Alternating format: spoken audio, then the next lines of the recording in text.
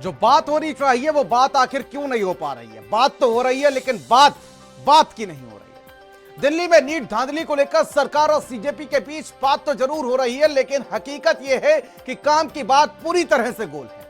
2 घंटे की मैराथन बैठक हुई, लेकिन जब बात शिक्षा मंत्री धर्मेंद्र प्रधान के इस्तीफे पर आई तो सरकार ने सिर्फ वक्त मांगकर मामले को टालने की कोशिश की।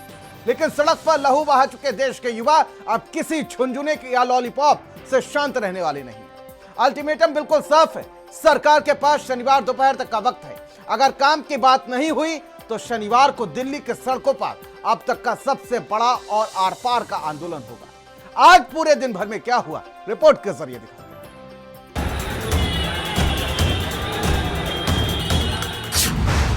जंतर मंतर पर भारी बवाल, धर्मेंद्र प्रधान के इस्तीफे पर अटका सवाल।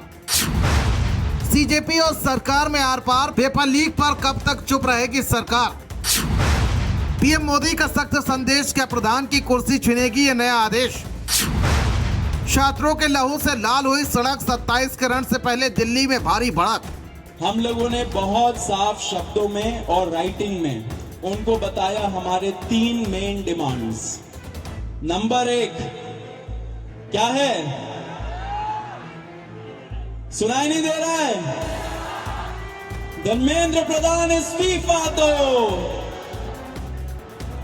जंतर मंतर से उठी है चिंगारी, अब पूरे देश में सियासी बवाल बन चुकी है। देश का युवा सड़क पर है और सत्ता के गलियारों में हड़कंप। नीट पेपर लीक कांड अब सिर्फ एक परीक्षा का मुद्दा नहीं, ये अब लहू लाठी और पैलेट गन की खौफनाक लड़ाई में बदल चुका है।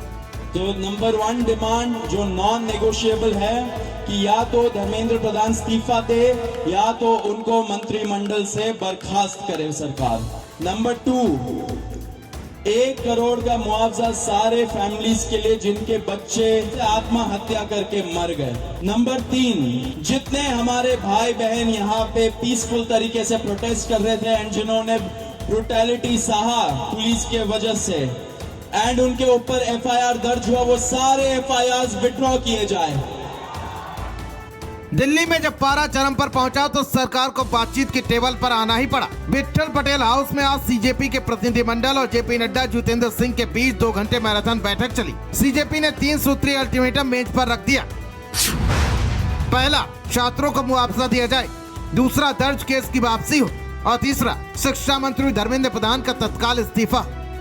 जेपी नड्डा ने 5 रिफॉर्म्स का झुंझुना थमाते हुए शनिवार दोपहर तक का वक्त मांगा है, लेकिन सीजेपी किसी लॉलीपॉप को चूसने के मूड में बिल्कुल नहीं है। पार्टी फाउंडर अभिजीत दीपके ने मीटिंग के बाद जो कहा वो सरकार के लिए सीधा तंज है। दीपके ने कहा कि नड्डा जी का शुक्रिया कि आज हमारे भाइयों को 5 घंटे बैठाकर नहीं रखा, लेकिन पीएम मोदी से गुजारिश है कि अब धर्मेंद्र प्रधान का इस्तीफा ले ही लीजिए। तो वहीं जेपी नड्डा का भी आश्वासन सामने आया है। मेन डिमांड है वो रखे धर्मेंद्र प्रधान जी का इस्तीफा नॉन नेगोशिएबल है, उनको निकालना।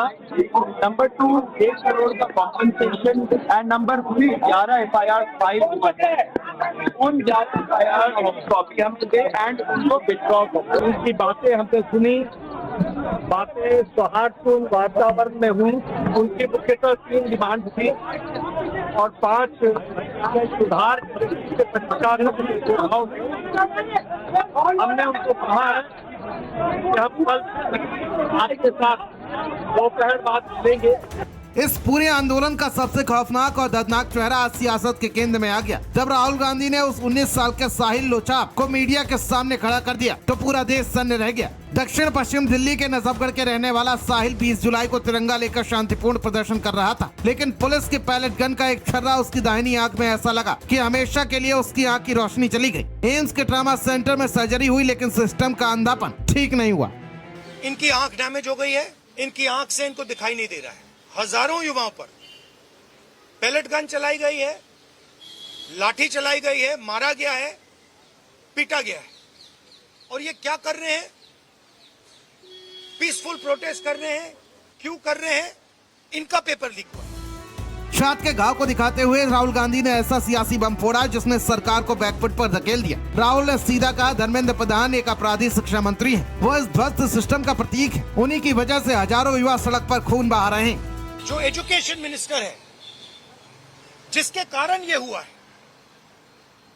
जिसके कारण ये बाहर निकले हैं, पीसफुल प्रोटेस्ट किए, जिसके कारण पेपर लीक हो रहा है उसको सैक किया जाए। सड़क पर बहते खून और सियासी भूचाल के बीच अब सीधे प्रधानमंत्री नरेंद्र मोदी ने कमान अपने हाथों में ले ली। कल देर रात हुए एक वीडियो संदेश में पीएम मोदी ने साफ कर दिया कि पेपर लीक कोई मामूली विषय नहीं, फास्ट ट्रैक कोर्ट बनाने के निर्देश दिए हैं।